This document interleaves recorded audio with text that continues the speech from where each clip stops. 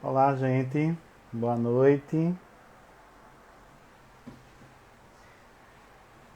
Sejam todos bem-vindas e bem-vindos a mais um Papo Adotivo.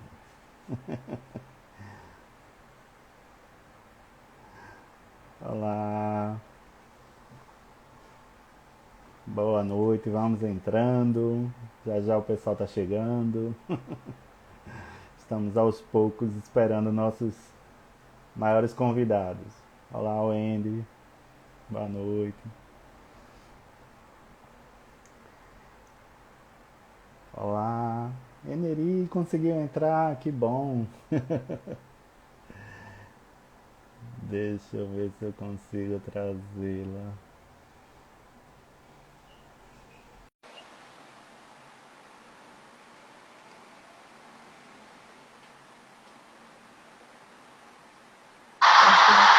Pronto, cheguei. Ei, que bom! Que Oh, e foi muito, maravilha! eu ri foi muito com minhas filhas, viu? Mas, mãinha, você não tem ninguém te seguindo, porque eu praticamente não uso o Instagram só para ver lives, ou eu não posto nada no Instagram, né? Então elas começaram a ficar rindo. Mas que coisa, não tem nenhum, só tem dois seguidores, é um e a outra, não posto nada. Elas riram, foi muito divertido, viu? Que Aí, maravilha! O aí importante é que dessa forma você está aqui conosco, né? Você ia falar, eu te interrompi, não foi, Neri? Diga aí. Eita, o teu áudio cortou, não estou te escutando. Oi, oi? Não, continuo sem te ouvir.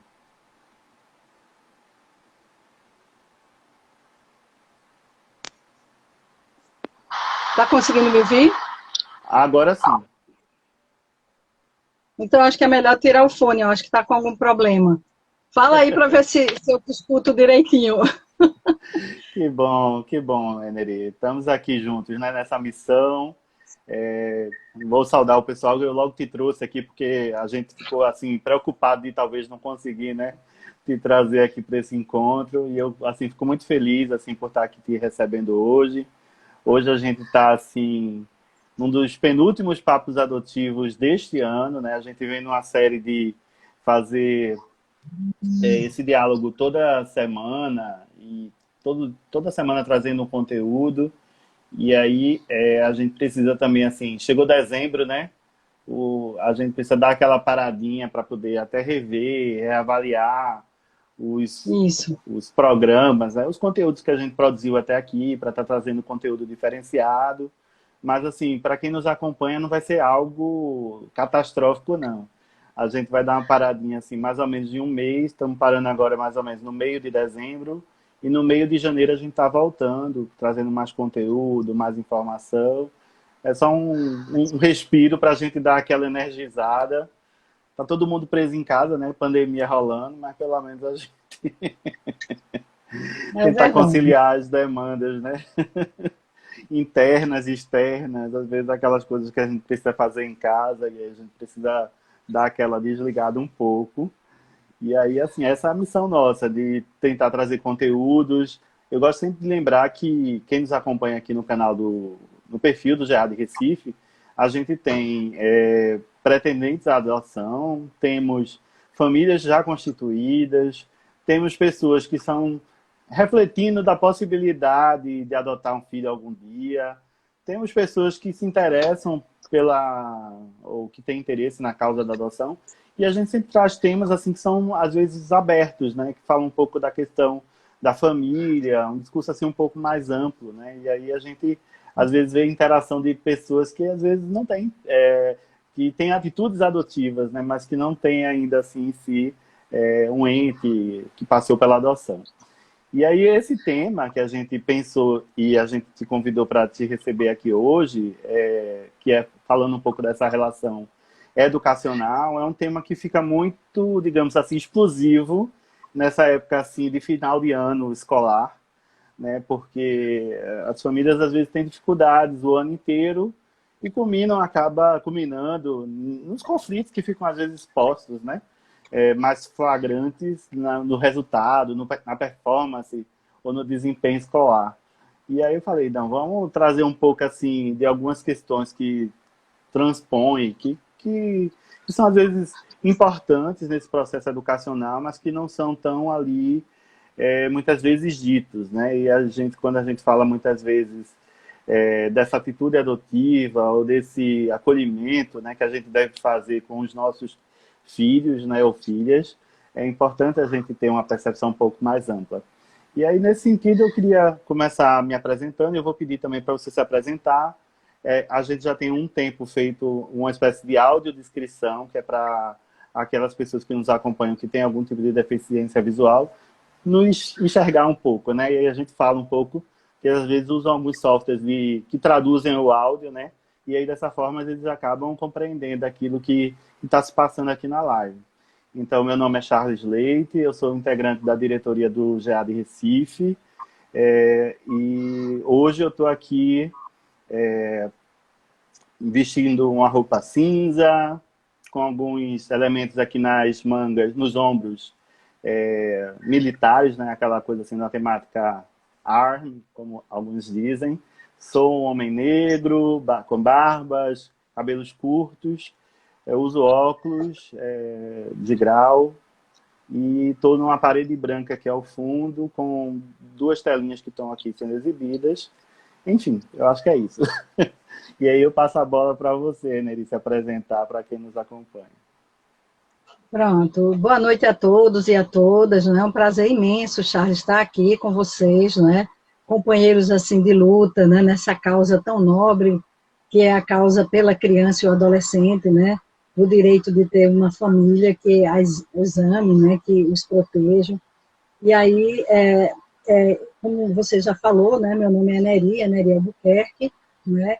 A minha formação em psicologia, mas a minha vida inteira, né, foi ensinando psicologia, ou seja, eu sou professora, não é, com muito orgulho, eu gosto muito de ser professora, e eu tenho especialização em metodologia do ensino superior, né, e mestrado em psicologia cognitiva, e ensinei por muitos anos na formação inicial de professores, né, nos cursos de licenciatura da Universidade Federal Rural de Pernambuco, e eu também dei muita capacitação, né, para professores, né, então a formação continuada de professores fui responsável, assim como também participei de outra ONG como assessora de pesquisa e de projetos sociais, trabalhando em formação profissional, né, qualificando adolescentes e jovens para serem incluídos no mercado de trabalho, né, nas comunidades em vulnerabilidade social. E sou cofundadora, juntamente com o Luiz Schettini, do GEAD Recife, não é? Eu acho que já faz um bom tempo isso. Minha filha devia ter uns 2 a 3 anos de idade, a mais velha, né? Eu tenho 2 filhas, uma de 27 e outra de 22 anos, e desse tempo para cá, né, eu iniciei a causa muito mais no sentido de preencher minhas necessidades, né, enquanto mãe adotiva, acho que todo mundo começa na causa assim, não é? Acho que vocês estão me ouvindo, não sei se está conseguindo me ouvir. Estamos. Pronto, ótimo. Aí eu tive a impressão que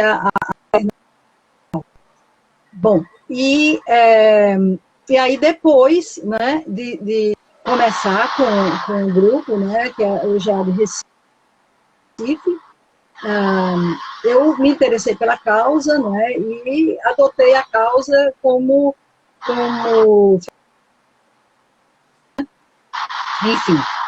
E esse tema realmente é um tema assim, que é muito estimulante, né, porque é um tema que fala da importância da parceria família-escola na educação dos filhos e filhas, né? Esse tema nos remete, geralmente quando a gente trabalha esse tema, né, a gente pensa em quê? A gente pensa em questionar, né? Primeiro, para fazer uma reflexão dessa identificação de papéis, né? Que papéis sociopolítico e pedagógico o movimento da adoção, né, assume. Por quê? Porque isso, a adoção, está relacionado à família, né? As famílias adotivas, juridicamente falando, ou biológicas, não é? E quando a gente fala em famílias, isso também nos remete a pensar qual é o conceito de família, né? Qual o papel que a família tem, né? Qual o papel que a escola tem? Qual a relação, né, entre o papel da família e o papel da escola, né? Você falando aí inicialmente sobre essa questão, né, do final do ano, a preocupação dos pais com relação à aprovação dos filhos, e principalmente nesse ano que foi atípico, né? Um ano assim, de muitas dificuldades, tanto para os pais como para os filhos, né? Que foi um ano em que o ensino foi remoto o tempo todo, né? Então, segurar essas crianças na frente de um computador, né? E foi muito difícil também para os docentes, não resta a menor dúvida, né? Segurar essas crianças focando naquilo que estava sendo ministrado numa aula remota, que é bem diferente de uma aula, você pode até fazer interações, mas é bem diferente de uma aula que a gente faz presencialmente, né? Enfim, então, voltando aqui, né, ao conceito de família, para a gente chegar a esse papel, né, da família e da relação da família com a escola, né, o que a gente tem que pensar? Bom, a família, o conceito de família, ele se transformou ao longo do tempo, né? Então, inclusive, o Jacques Lacan, né, que é um psicanalista, ele coloca que a família ela é um fenômeno e não natural, certo? E em função disso, ela vai mudando, ela vai variando as formas de acordo com as culturas, de acordo com as mudanças históricas, não é? E antes a família era muito mais considerada como família consanguínea, né? Os laços, quer dizer, a família era constituída do pai, da mãe, dos filhos, e que tivesse um laço consanguíneo. Mas como houve uma mudança histórica, né, e ainda bem, né, que houve uma flexibilização, né, e um enriquecimento desse conceito, né, o que a gente tem a dizer é que a família, hoje em dia, ela é constituída pelos laços afetivos, não é? Tanto é que temos aí as famílias adotivas, juridicamente falando, né? Todas as famílias, afetivamente falando, elas precisam ser adotivas. Todo mundo sabe disso, né? Porque a adoção é construir o afeto, é acolher, né? É cuidar, não é isso? Então, todas as famílias precisam, para serem famílias, elas precisam ser adotivas, né? No afeto, tá certo? Mas essa família, ela mudou. Então, existem várias configurações familiares e todas elas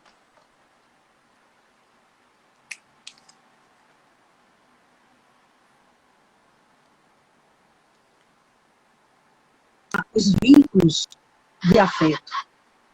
Bom, e aí qual é, veja, esse seria o conceito de família. Agora, qual é o papel da família, né? A família, ela precisa desenvolver as potencialidades dos seus filhos, ela precisa acolher, ela precisa amar, ela precisa ensinar valores, ela precisa ensinar resiliência para seus filhos, né? Ela precisa fortalecer a autoestima dos seus filhos. Veja quanta responsabilidade a gente tem enquanto família, né? Ela precisa ensinar, inclusive, né, o respeito, né? Ela precisa ensinar compaixão, né? Uma série de valores, a solidariedade, inclusive a solidariedade, né, que, aliás, o mundo está precisando muito de desenvolver esse valor, né? O valor da solidariedade, principalmente nessa época agora da pandemia, né? Quantas pessoas precisam ser ajudadas, né? Em casa não tem quem cuide, né? Não tem quem faça supermercado para essas pessoas, por exemplo, né? Coisa simples, né? E assim por diante. Então, veja, quando eu desenvolvo essas potencialidades, eu estou, não vamos dizer assim, formando, eu estou trabalhando numa perspectiva de cultura de paz, né? Que é tudo que a gente quer, né? Com tamanha violência que a gente está vivendo. Né? E a gente vai falar um pouco disso quando a gente falar na perspectiva da atitude adotiva, lá para frente, certo? Então, veja, o conceito de família é esse, né? O papel da família é esse, e o papel da escola? Qual é o papel da escola? Né? Então, veja, a escola, ela ensina o quê? Os conteúdos formais, é isso? Ela ensina história, geografia, ciências e assim vai, por diante. Né? Agora, além disso, será que a escola tem outro papel, né, de ensinar esses conteúdos conceituais? Sim, ela ensina também conteúdos procedimentais, né? Ou seja, como fazer. Né? Então, se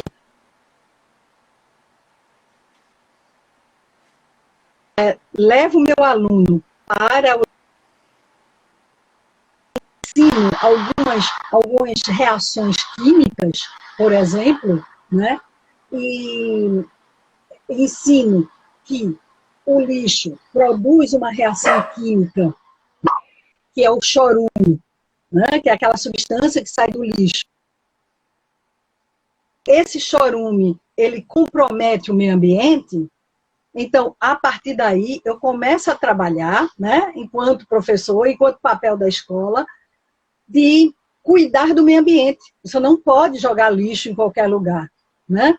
Você não pode pegar um aterro sanitário e jogar aquele lixo lá, né? Vamos tratar esse lixo para não agredir o meio ambiente. Então, veja, quando eu estou fazendo isso, eu estou ensinando conceitos, eu estou ensinando procedimentos e estou ensinando atitudes, né? Se a gente for pensar, o que é atitude? Né? Eu acho que é muito interessante ir destrinchando os conceitos para a gente entender melhor, né? Você é professor e sabe disso, que há uma necessidade da gente ir destrinchando os conceitos para a gente compreender, né?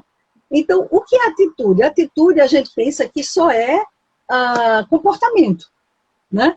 Então, você não toma uma atitude, ou seja, você não faz alguma coisa, né? Mas para fazer alguma coisa, para emitir algum comportamento, eu preciso pensar nas consequências, eu preciso compreender a realidade que eu vou, né? O contexto que eu vou me comportar, tá certo? Então, isso vai precisar de quê? De cognição, de conhecimento, como eu adquiro o conhecimento, né? De alguns conceitos que eu aprendi.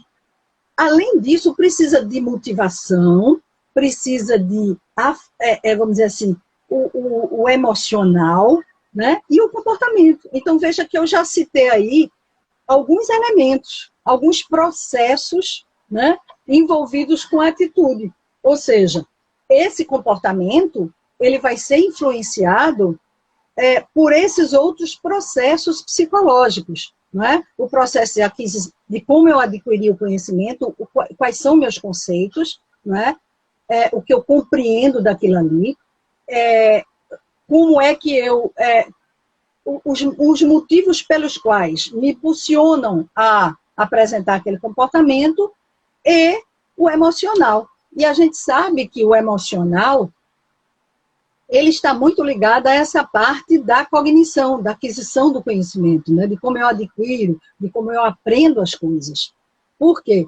Quando a gente está emocionalmente fragilizado, né? Comprometido, a gente sabe que a compreensão, o raciocínio também está comprometido, ele vai estar comprometido. E aí, a dificuldade de aprendizagem, né? E aí, muitas vezes, há determinados comportamentos inadequados. nas relações interpessoais, né, dos nossos filhos com relação aos seus pares, né, aos seus coleguinhas, né, da sala de aula. Por quê? Porque está existindo algum processo emocional, né, que está comprometendo o meu comportamento diante do outro, certo? Então, veja, a atitude, ela envolve essa gama de processos psicológicos, né, para chegar ao comportamento, tá certo? Bom, então, veja, a escola, ela desenvolve competências e habilidades, ela trabalha com conteúdos conceituais procedimentais, tá? E ela trabalha na perspectiva de formar cidadania, certo? E aí a gente pensa, o que é cidadania? Né? É essa capacidade que as pessoas têm de saber usar os seus direitos e deveres. E por que não dizer deveres e direitos? Né? Porque atualmente, aliás, há muito tempo atrás, as pessoas trabalham muito essa questão dos direitos, né? E esquece muito os deveres. É aí onde se inserem os limites. E é exatamente nesse ponto que há uma confluência dos papéis da escola e da família. Né? O papel de quê? De trabalhar a cidadania, tanto a escola como a família, tá? Porque esses limites, eles começam onde? Onde é que esses limites começam a ser dados? Na escola? Não, na família, né? Então, é a família que trabalha com os limites, mostrando, olha, você tem que respeitar as coisas do coleguinha, não é? Você tem que agradecer quando você recebe alguma coisa, você não pode, por exemplo, atrapalhar o vizinho, né? Quando o vizinho está ocupado, você não pode estar chamando o vizinho, e assim por diante. Então, isso é o quê? É dar limites, né? E limites é algo, minha gente, estruturante da personalidade, né? A gente estrutura a personalidade das pessoas a partir dos limites, né? Por quê? Porque a sociedade, ela tem normas, né? A gente precisa saber conviver, né? A gente vai chegar nesse ponto também, né? Eu estava me lembrando agora de uma coisa que eu passei batido, né? Quando eu falei nisso, né? Nas pessoas, na formação. Desculpem, eu não fiz a descrição, né? Veja, eu não fiz a minha descrição. Eu acho que eu poderia fazer agora, né? Aproveitando essa questão do direito do outro, né? De saber como é que eu estou, como é que eu sou, né? Eu só falei na questão da minha formação, desculpem. Então, veja a questão do direito e dos deveres, né? Nessa norma, né, você começou com a norma, né, de colocar suas características físicas, né? E eu esbarrei nisso aí, né? Que era um dever meu de colocar. Veja que coisa interessante, né? Então, aí eu posso dizer, né, que, inclusive, a gente tem que trabalhar na educação inclusiva, né? Não é isso? E aí, veja, para quem não está, só está me ouvindo, né? Eu sou uma pessoa que tem o cabelo ruivo, né? Pintado, evidentemente, branca, não é? Estou com uma blusa de manga 3/4, cor de vinho, né? Estou no ambiente em que eu estudo, né? Está cheio de livros aqui com estantes, eu estudo exatamente nesse canto. Ele não é virtual, ele é de verdade, porque tem gente que coloca lá, né? Lá atrás, uma paisagem, né? Ou uma biblioteca, né? Esse é real. Eu estudo exatamente nesse quarto aqui de estudo, tá certo? É onde eu trabalho. E aí é isso, tá certo? Foi assim, um dever que eu tinha e que eu estava esquecida, né? voltando aqui à questão dos limites, né? Por isso que é importante. Então, a gente vendo isso, o que é que a gente verifica, né? Fazendo essa reflexão toda, desde o conceito de família, ao papel da família, ao papel da escola. E aí, nessa relação do papel da família e da escola, o que a gente pode dizer é que ambas, elas formam para a cidadania, certo? Ensinando o quê? Deveres e direitos, né? A gente precisa salientar isso para os nossos filhos, porque a sociedade, a gente vê muito isso nas mídias, né? Nas redes sociais, as pessoas reclamando muito dos seus direitos, né? Mas esquece dos seus deveres, não é isso? Então, é uma coisa muito séria. Eu acho que a gente precisa, a sociedade precisa repensar isso, né? Reclamam muito dos direitos, né? Eu tenho direito, mas qual é o seu dever? Então, a gente tem que... Eu trabalhei muito tempo com professor, né? Sendo professora na formação inicial e continuada de professores, e a gente verifica muito isso de reclamar os direitos, né? Mas a gente tem também que pensar, qual é o meu papel enquanto professor? Qual é o meu dever enquanto professor? Né? Enfim. Bom, mas aí, fazendo um outro tópico, assim, pensando em outro tópico, já que eu falei da sociedade contemporânea, né? Então, o que se coloca, como é que está aí, né? Essa sociedade contemporânea aí para a gente, né? Eu acho que isso tem a ver com a escola, tem a ver com a família, certo? Veja, a gente vive, né, dentro das redes sociais. Agora mesmo a gente está utilizando a rede social, né? E a rede social, ela é importante. Veja, num contexto desse que a gente está vivendo de pandemia, o que seria da gente se a gente não tivesse essa rede social, né? Para fazer as lives, as plataformas, né? Os aplicativos. O que seria de nós, né? Trancafiado dentro de casa, saindo uma vez perdida, ia ser uma loucura. As pessoas iam adoecer mais do que já estão, não é? O isolamento ainda ia ser maior, né? Muito mais, não é?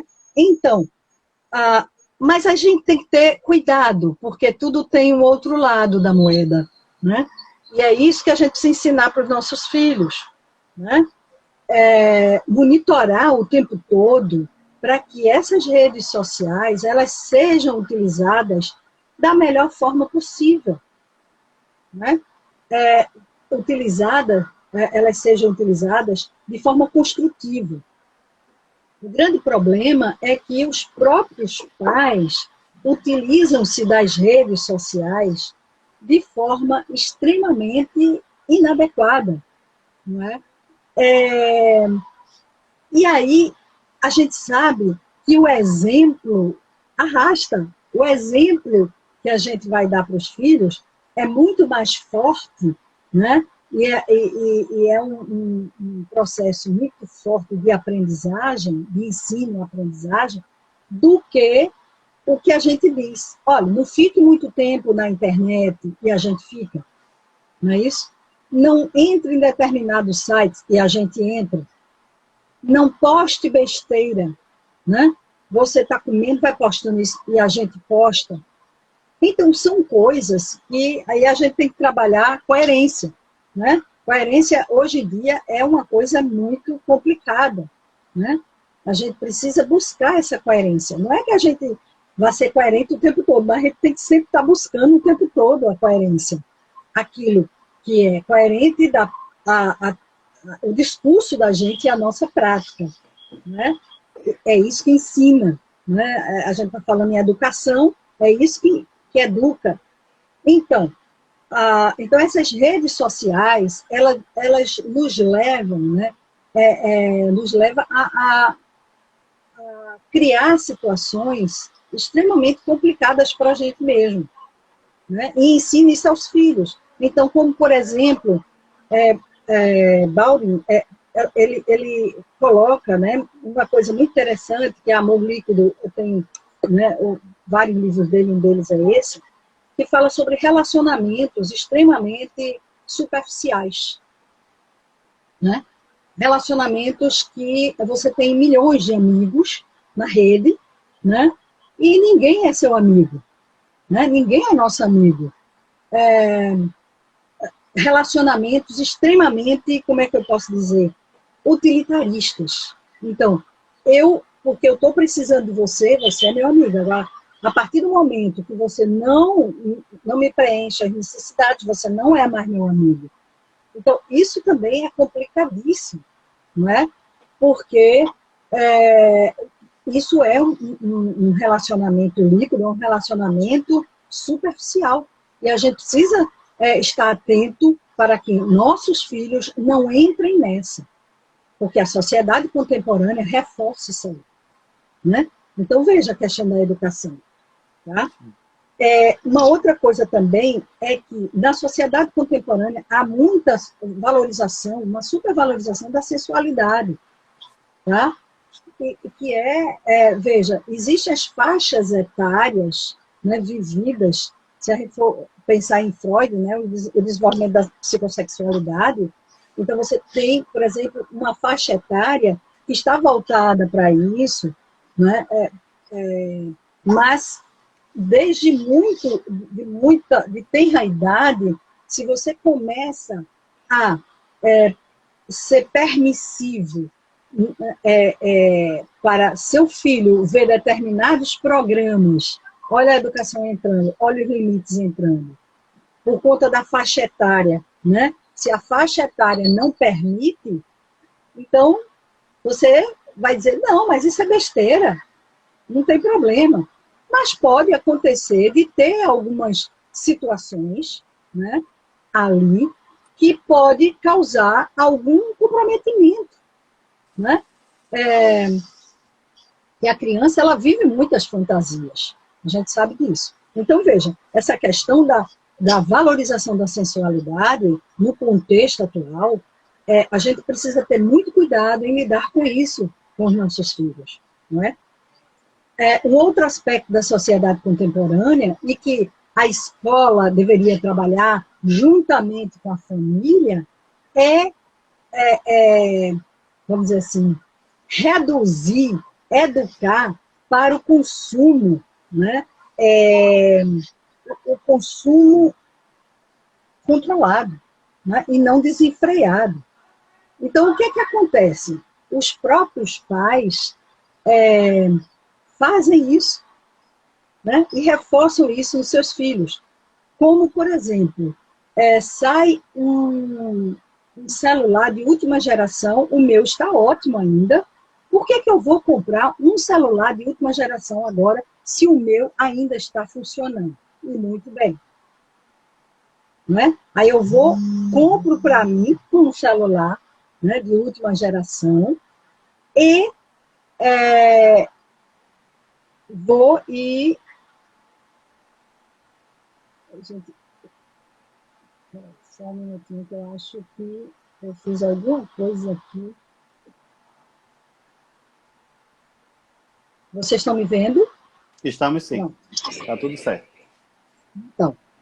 Então eu compro um celular para mim de última geração, né? E aí se meu filho quer também um desse, não pode. Mas por que não pode se você tem?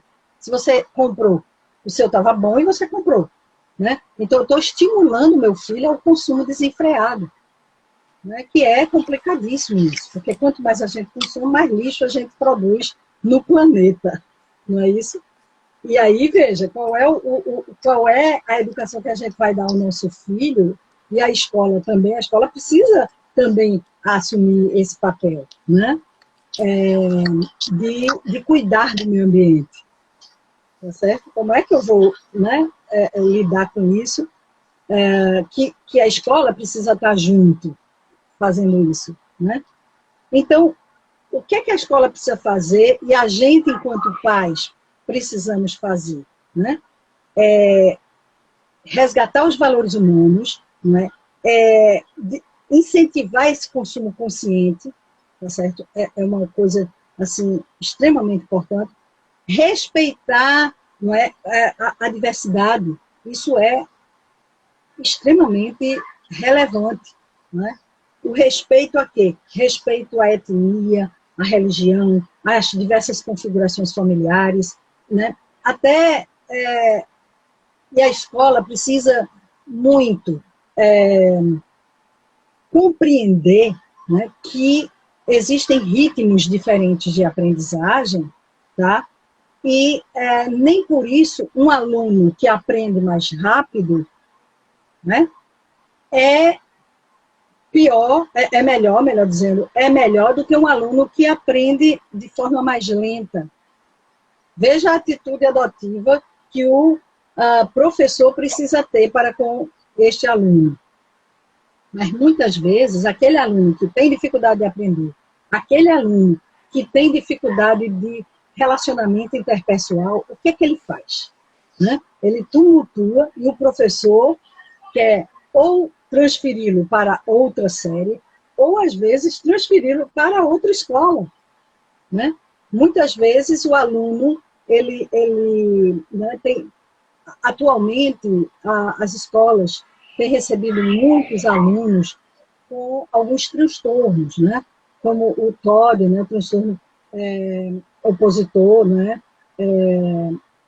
E aí tem alunos com hiperatividade, com problemas de atenção.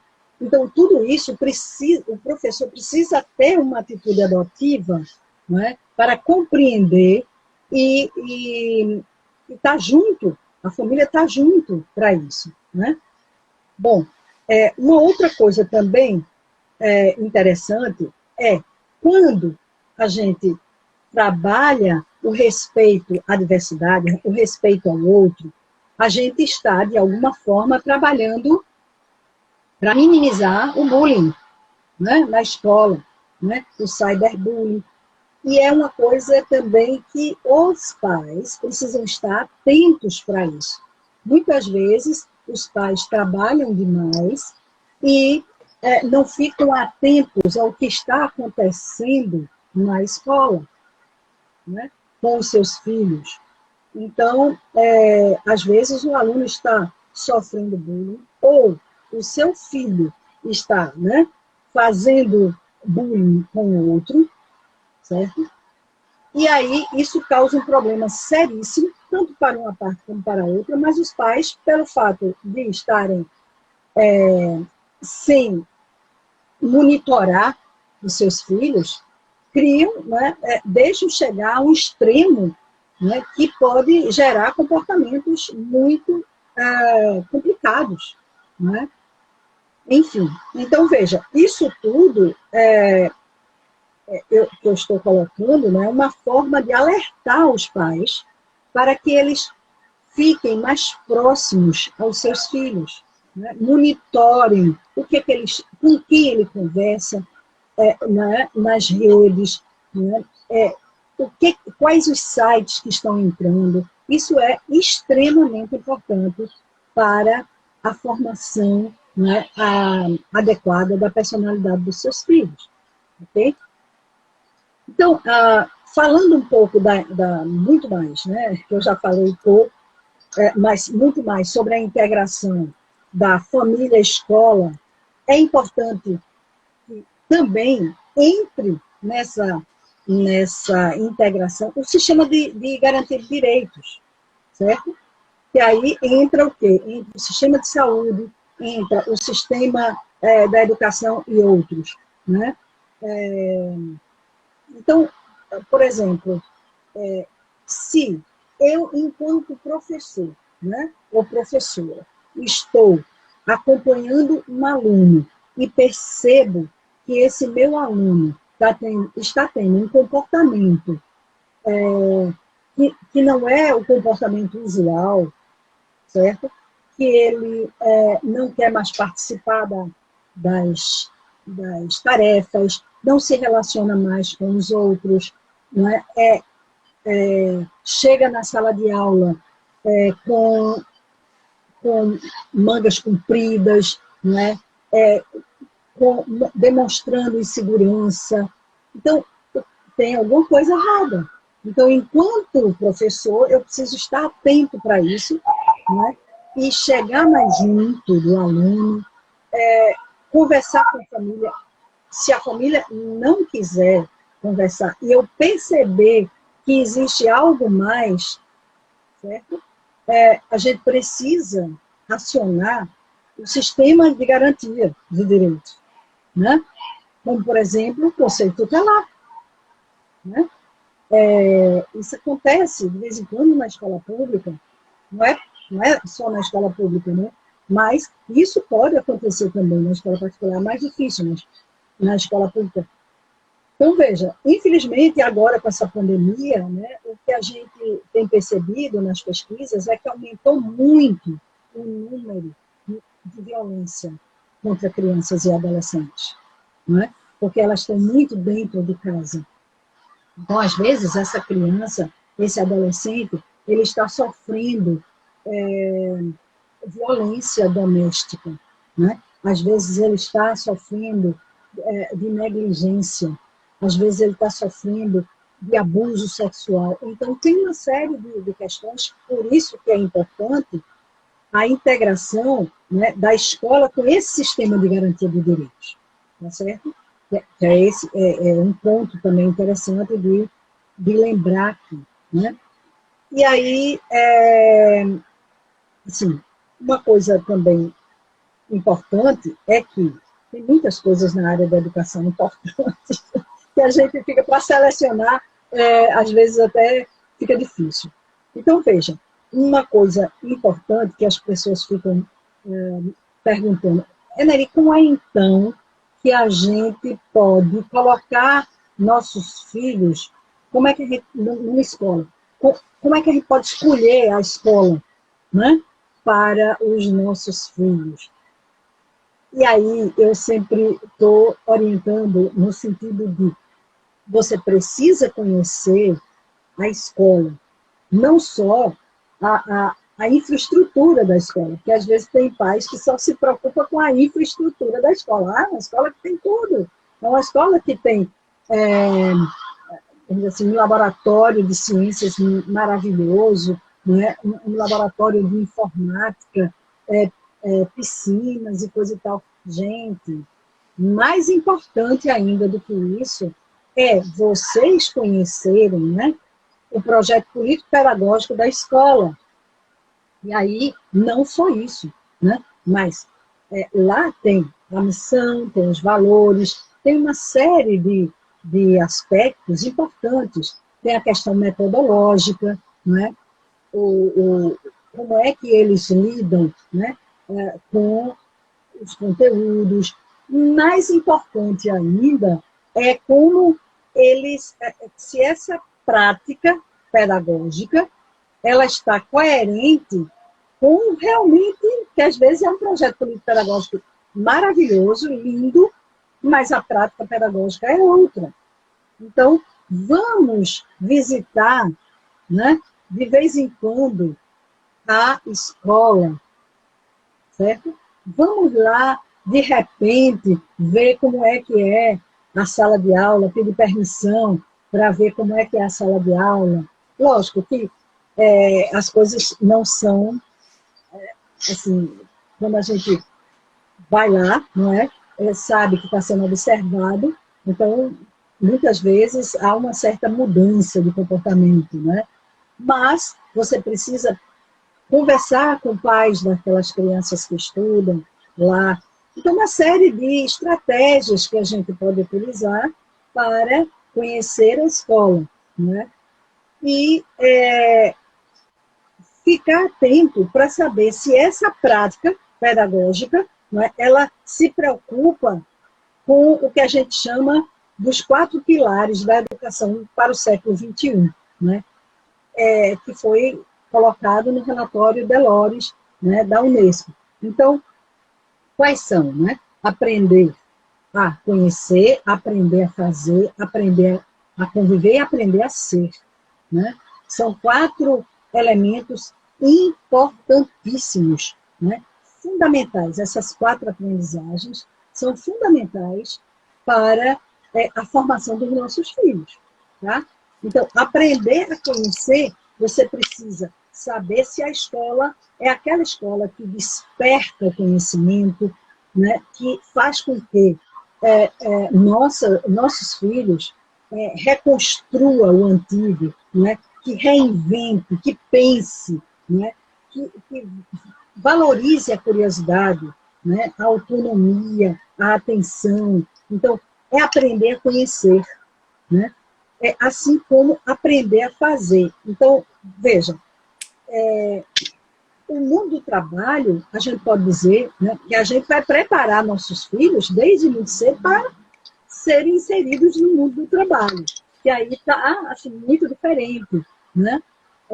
Valorizando o empreendedorismo, né? Valorizando o trabalho em equipe, valorizando a inteligência emocional, às vezes muito mais do que a inteligência cognitiva, né? Porque às vezes você, por exemplo, eu posso ser uma pessoa que tem um conhecimento técnico, né, do conteúdo específico maravilhoso, mas não sei trabalhar em grupo. Sou autoritária, não respeito o que você está me propondo, né? Sou inflexível, né? Não consigo, por exemplo, me adaptar a certas situações. Então, veja, o que é isso? Isso é um comprometimento da inteligência emocional, né? Então, o mundo do trabalho precisa valorizar isso. E a escola e a família, né, como um todo, precisa estar atento e formar os nossos filhos para isso. Não é isso? Valorizando aquelas múltiplas inteligências, né? Porque há uns anos atrás só se valorizava um tipo de inteligência, né? A lógica matemática, o raciocínio. Mas tem outras inteligências, né? A inteligência intrapessoal, interpessoal, né? A inteligência estética, a inteligência sinestésica do movimento, né? Por exemplo, agora o Maradona, né, que faleceu há pouco tempo, ele tinha uma inteligência sinestésica maravilhosa, né? Fazia cada drible, fazia coisas assim estupendas no gramado, jogando. Então, veja, existem outros tipos de inteligência que precisam ser valorizados também, né? Muitas vezes você não tem aquela inteligência lógica matemática, mas você tem uma inteligência estética, você tem uma inteligência sinestésica, né? Então, aí você quer que seu filho seja um professor de matemática, ou você quer que seu filho seja tal coisa, quando ele dá para um bailarino. Qual o problema? Não, meu filho, eu não quero meu filho bailarino. Mas ele é excelente nisso. Então, por que não estimular essa inteligência que ele tem? Então, tem uma série de aspectos aí que tanto a escola como a família precisa valorizar, certo? Eu tenho quanto tempo ainda? Eu falo muito e fico entusiasmado e não esqueço do tempo. Não, agora, assim, a gente tinha, digamos, pré-acertado um tempo de 1 hora, né? O Instagram agora não tem mais aquele limite, então a gente pode ir com tranquilidade. A gente está há 45 minutos aqui conversando. Então, Já? se você quiser, o tempo voa. Eu só ia te colocar algumas provocações aí para essa tua continuação de fala. Você disse logo no início que, por exemplo, você, na verdade, suscitou, né, essa coisa da família como uma construção afetiva, né, que desconstruía um pouco daquela relação anterior, que era família fruto da consanguinidade. E aí eu coloco assim uma questão meio que provocativa, assim um pouco de uma ambiguidade desse afeto. Muitas vezes, nesses momentos de dificuldades na relação família-escola, ou educação do filho, de uma certa forma, né? Uma dificuldade surge ali, às vezes, fragiliza essa demonstração afetiva. A gente vê, assim, algumas construções sendo ruir, né? Ou então, assim, ter os seus momentos de fragilidades. Queria que se tu pudesse falar um pouquinho disso, porque eu acho que isso é uma questão, assim, que às vezes nos apreendem, né? Que a gente vê, principalmente nas famílias que se dão pela adoção, é uma luta, de uma certa forma, né? Um preparo da família para estabelecer uma relação, uma parentalidade, né? Uma vinculação. E aí, muitas vezes, tem essa coisa que a gente carrega um pouco da história, né? De que, às vezes, o sucesso de um filho é um bom desempenho ali performático na escola. E aí, às vezes, a gente, como você também colocou, lembrou, né? Tem modelos e modelos de escola, né? Tem algumas escolas que trabalham algumas competências numa abordagem diferente de outras, e isso influencia diretamente nessa parceria, né? Família e escola. Uhum. Veja, uma coisa que eu sempre falo para as pessoas, uma coisa que eu, inclusive, não é, vivenciei com as minhas filhas, é que sempre eu estava muito junto, eu era muito parceira da escola, minhas filhas, uma já está formada, a outra já se forma no próximo ano. Então, mas quando elas eram do ensino básico, né, eu sempre fui muito presente na escola e estava atenta a tudo, né? E principalmente a gente que é pai e mãe adotivo, né, juridicamente e afetivamente, né, a gente fica atento a qualquer coisa, né? Então, por exemplo, as escolas, elas tinham, a escola das meninas até que não, mas uma coisa que eu me lembrei agora é que as escolas, elas tinham e foi daí que surgiu o projeto Adoção na Escola, né? Na década de 90, 2000, por aí, assim, 2000, foi no começo de 2000, se não me engano. O projeto Adoção na Escola é que depois ele foi transformado em Adoção e Cidadania na Escola, que a SEJA encampou e foi perfeito, né? Os ajustes que ela fez e que a gente agora tem uma parceria desde 2011 com o Tribunal de Justiça de Pernambuco, a Secretaria de Educação do Estado e o GEAD, né? Onde tanto eu como Suzana Scatini fazemos parte, junto com Priscila da SEJA, né? Nas escolas, reunindo professores e alunos, trabalhando a atitude ativa nas escolas. Mas antes, quando a gente trabalhava com as escolas particulares, a gente verificava que uma das coisas, né, que criava uma certa dificuldade, você falou em dificuldades, né, e que às vezes até cria uma certa resistência dos pais e até constrangimento dos alunos, né, dos filhos, quando, no nosso caso, de sermos pais pela adoção, né, juridicamente falando, tinha essa história de solicitar do aluno que trouxesse uma foto da mãe grávida. É complicado, né? Por quê? Não vamos ter essa foto. E aí, como é que ficam os nossos filhos quando é solicitado uma tarefa dessa, né? E se for um pai solo, como você? Como é que fica, né? E se a gente adotou crianças maiores ou adolescentes? Eles querem, às vezes, fazer uma linha do tempo, né? Uma linha do tempo da vida da pessoa, e aí pede para uma foto dele bebê, dele crescendo. É meio complicado isso. E aí cria um constrangimento nas crianças e nos adolescentes, né? Principalmente aqueles que estão no início da convivência familiar, né? Nessa nova família, onde ele está querendo se estabelecer, né? Fortalecer sua autoestima, e daí uma coisa diferente dos outros.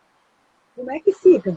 Então, por isso que é importante essa parceria e a gente chegar junto à escola e conversar sobre essas questões, né?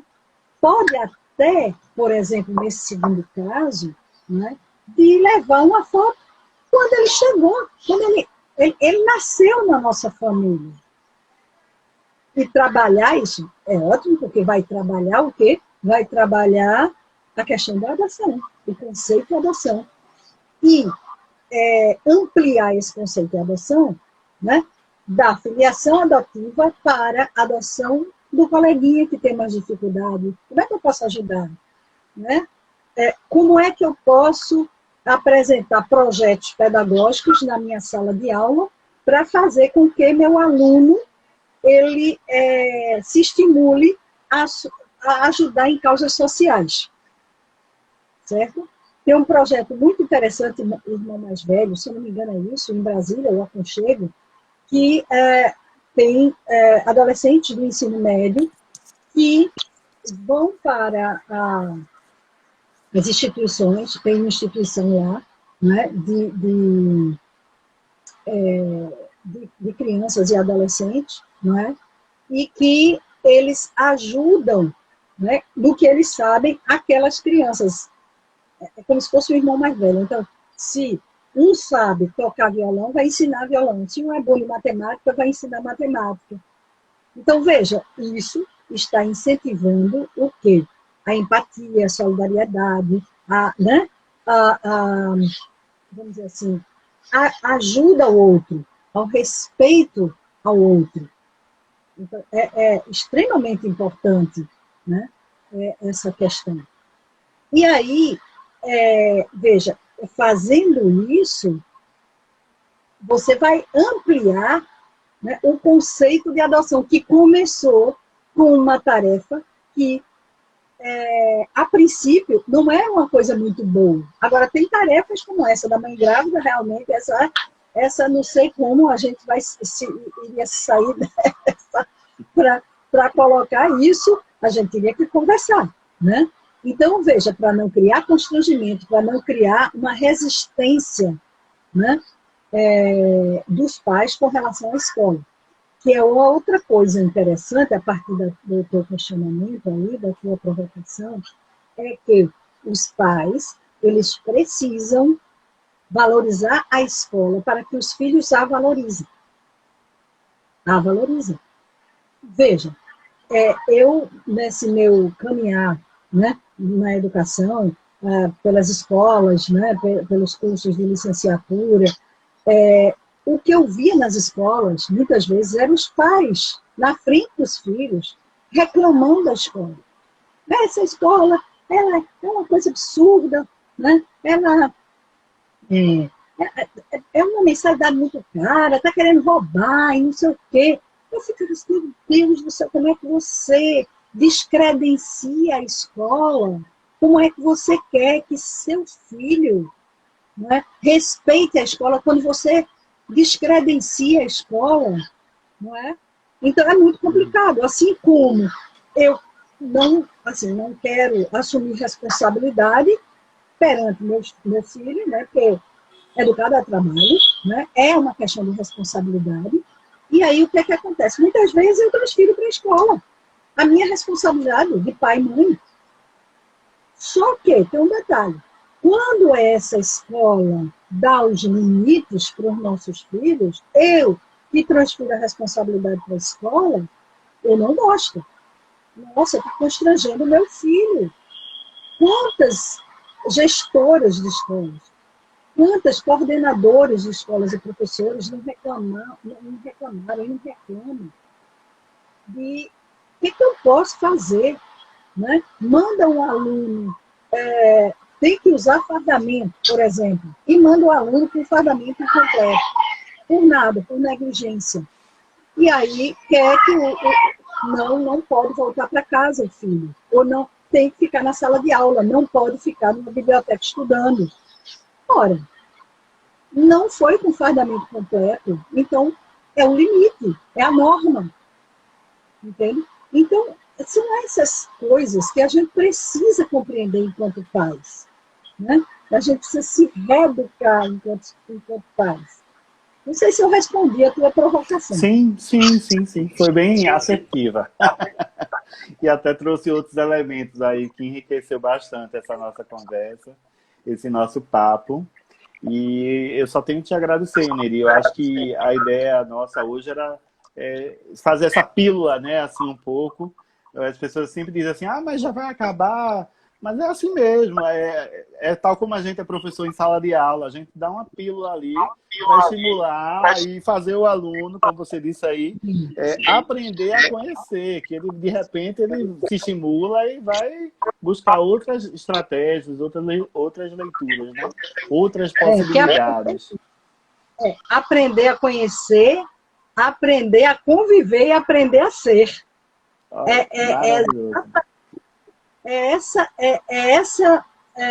O nosso grande papel enquanto pai e enquanto escola, né? Então, aprender a conhecer, aprender a fazer, aprender a ser e aprender a conviver. Né? E a conviver nesse modelo, na perspectiva da atitude adotiva, no sentido bem amplo. Como é que eu posso ajudar o outro? Né? Como é que eu posso acolher o outro? Como é que eu posso ter compaixão do outro? Porque o que a gente vê é que as pessoas não se indignam quando acontecem coisas terríveis. Não é? Indignáveis. Desumanas. Exatamente. Então, a gente precisa se indignar. A gente precisa aprender e ensinar os nossos filhos isso. Né? A gente está precisando se humanizar de novo. E humanizar nossos filhos. Excelentes falas, Eneri. Eu agradeço muito, mais uma vez, assim. Eu acho que as pessoas foram falando algumas questões, mas você, ao longo do papo, trouxe, assim, algumas já respostas, né? Então, acho que a gente espera isso. A Eneri, como ela mesma diz, ela é uma visualizadora de lives, ela não interage muito aí no Instagram, mas, assim... como ela está conosco no GA de Recife, fiquem à vontade, assim, a gente só tem que agradecer, né? Eu digo eu, que cheguei há pouco tempo, né? Só tenho que agradecer essa experiência, né? Que ajudou a cofundar o GA de Recife e que está até hoje aqui presente, tal como o Dr. Schettini, juntos, né, nessa missão de tentar difundir um pouco mais esse comportamento acolhedor, né, de acolhimento, de atitude adotiva, né, que perpassa as questões das relações da adoção, né? Elas vão além, né? A gente, nas falas da Eneri, essas questões, essas abordagens, a gente precisa acolher os mais vulneráveis, a gente precisa, às vezes, acolher um coleguinha, né, que tem as suas particularidades, né? A gente precisa ter um comportamento que a gente entenda não só, como você falou, os nossos deveres, ou os nossos direitos, mas os nossos deveres, né? Para que, dessa forma, a gente estimule os nossos filhos a também entender quais são os suas obrigações aqui, né? Nessa missão aqui de coexistir, né? De conviver. Então, assim, fico muito feliz. Eu queria, assim, fazer um convite, né? Assim, para quem continua nos acompanhando, a gente vai, como eu disse aqui no começo, a gente está encerrando 2020, digamos assim, no Papo Adotivo na próxima semana, né? A gente retoma o próximo ano. Então, próxima semana a gente vai fazer uma live meio que celebrativa, festiva. A gente vai trazer uma artista que muitos conhecem aqui, o Nando Cordel, né? Que vai bater um papo maravilhoso conosco, com a Micheline Salles, que é a coordenadora de uma das casas de acolhimento, né, a Acolher. E vai ter também, assim, uma surpresinha que eu vou deixar para a gente surpreender a todos que nos acompanham. Na próxima semana, dia 15, a gente vai estar, o Papo Adotivo vai estar no Facebook, né, naquele módulo debate, onde a gente traz mais de um convidado. Né? Então, assim, vai ser nessa live festiva que a gente vai, digamos assim, encerrar o ciclo, né? Essa temporada. Acho que nessa relação de séries, né, que muita gente usa agora, a gente pode falar da temporada 2020 do Papo Adotivo e retomamos em 2021. E aí a gente, mais uma vez, agradece a Eneri. Tem algumas mensagens ainda a fazer. Pode falar, Eneri. Se quiser se despedir de quem nos acompanha. Assim, eu quero agradecer imensamente, né, o convite, né, um prazer sempre estar falando sobre adoção, sobre educação, porque adoção e educação, para mim, né, tá muito interligado, tá certo? Então, eu gosto muito, né, de falar sobre esses dois assuntos, né, é a minha vida, esses dois assuntos é a minha vida, né, eles são a minha vida, e aí você estava colocando, né, que entrou, não, entrei há pouco tempo nesse movimento e tal, mas vocês não imaginam, não o quanto esse rapaz é ativo no movimento, é extremamente ativo no movimento, é maravilhoso. As suas contribuições são excelentes, não é? Muito bom mesmo. E aí, esse projeto, Papo Adotivo, né, foi uma coisa, ele, né, com Éden, com Val, né, construíram, que é um projeto assim, que veio bem a calhar, né, nesse momento que a gente não pode estar presencialmente juntos, né? Mas aí a gente está junto dessa forma. Essa é uma das grandes vantagens das redes sociais, né? Que possibilitam o contraponto a da gente estar pandemia, junto. né? O contraponto da pandemia, né? Que a gente acabou ativando esse nosso engajamento, assim, digamos, em trabalho de redes sociais, que alguns grupos já faziam. O GEAD começou o projeto do Papo Adotivo em junho.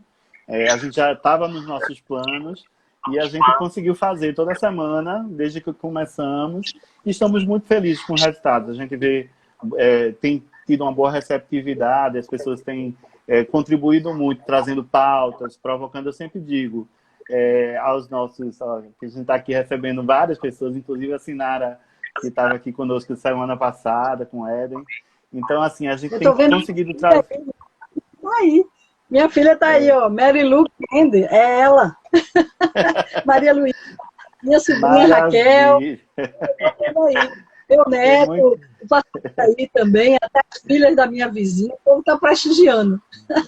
Vara da infância, temos aqui várias. Né? Então, assim, para poder fechar, eu queria lembrar a todos que o GEAD está com um movimento, né, em parceria com os outros grupos de apoio à adoção e a Comissão Estadual Judiciária da Adoção, né, a SEJA, e a Coordenadoria da Infância e Juventude, a CIG, que são, digamos, setores do Tribunal de Justiça.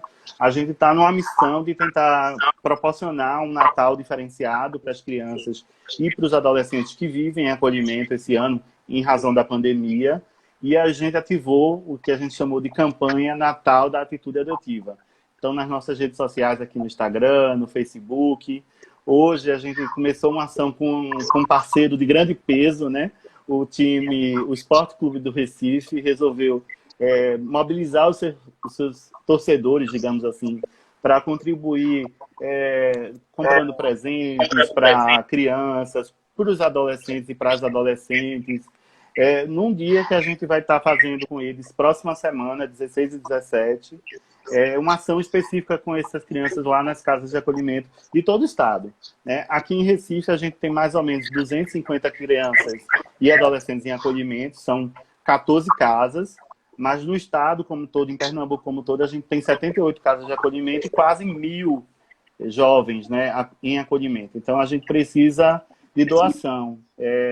Acompanhe as nossas redes, contribuam da forma que puder para a gente tentar proporcionar esse Natal diferenciado para eles, né? E aí, enfim, eu acho que é isso, a chamada que a gente tem que fazer é esse momento de, assim, mais do que nunca, né? A gente ativar esse nosso compromisso social com o outro, né? Com as crianças que estão em situação protetiva, que não deixa de ser uma questão de vulnerabilidade também, né? E a gente tentar trazer e enaltecer essa atitude adotiva, né? Muito obrigado, Neri. Muito obrigado a todo mundo que está nos acompanhando. Até próxima terça-feira, dia 15, no Facebook do GEAD Recife. Tá bom? Um abraço, gente. Boa noite. Pessoal, boa noite. Obrigada.